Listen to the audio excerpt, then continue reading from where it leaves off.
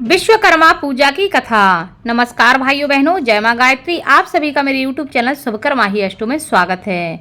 आज सुनते हैं विश्वकर्मा पूजा की कथा।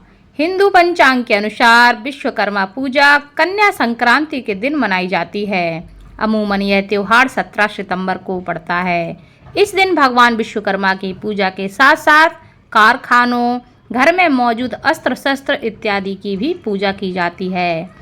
धार्मिक मान्यताओं के अनुसार भगवान विश्वकर्मा को दुनिया का पहला इंजीनियर कहा जाता है।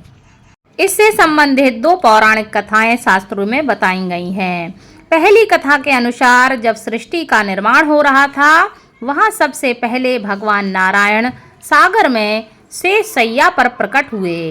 भगवान विष्णु के प्रकट होने के बाद उनकी नाभि से भगवान ब्रह्मा दृष्टिगोचर हो गए थे। ब्रह्मा के पुत्र धर्म और धर्म के पुत्र वासुदेव थे। धार्मिक मान्यताओं के अनुसार वस्तु से उत्पन्न वास्तु 7वें पुत्र थे, जो शिल्प शास्त्र के जाने जाते हैं। वासुदेव की पत्नी अंग ऋषि ने विश्वकर्मा जी को जन्म दिया। आगे चलकर भगवान विश्वकर्मा भी वास्तुकला के अद्वितीय आचार्य बने।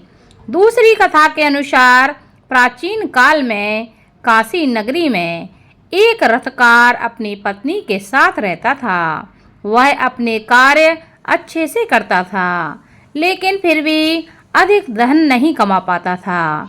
इस वजह से उसे अपने जीवन में बहुत सी परेशानियों का सामना करना पड़ता था। इतना ही नहीं, उसकी संतान न होने की वजह से भी वह बहुत दुखी रहता था। वह और उसकी पत्नी दोनों अक्सर संतान की प्राप्ति के लिए साधु के पास जाते थे। एक दिन उसके पड़ोसी ब्राह्मण ने उससे कहा कि तुम दोनों भगवान विश्वकर्मा की पूजा करो, तुम्हारी इच्छा अवश्य पूरी होगी। अपने पड़ोसी के कहे अनुसार रथकार और उसकी पत्नी ने भगवान विश्वकर्मा की पूजा पूरी श्रद्धा के साथ की। उसकी भक्ति को देखकर भगवान विश्वकर्मा बेहद प्रसन्न हो गए और उन्होंने उसे संतान का वरदान दे दिया। भगवान विश्वकर्मा के आशीर्वाद से रथकार की पत्नी को एक बेहद सुंदर पुत्र उत्पन्न हुआ। इसके बाद से दोनों सुखी जीवन व्यतीत करने लगे।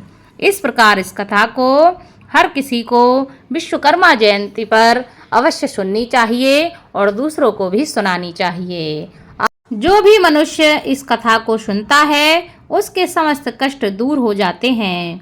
जो भी मनुष्य भक्ति भाव से भगवान विश्वकर्मा की पूजा करता है, वह सुखों को प्राप्त कर लेता है, संसार में बड़े से बड़े पदों को प्राप्त करता है। ऐसा माना जाता है कि जो भी इनकी पूजा करता है, उनके जीवन में किसी भी प्रकार का संकट परेशानी नहीं रहती है और इनके आशीर्वाद से व्यक्ति को सब कुछ प्राप्त हो जाता है। आशा करती हूँ आपको यह कथा अच्छी लगी हो, तो कथा को ज़्यादा से ज़्यादा शेयर अवश्य करें। धन्यवाद।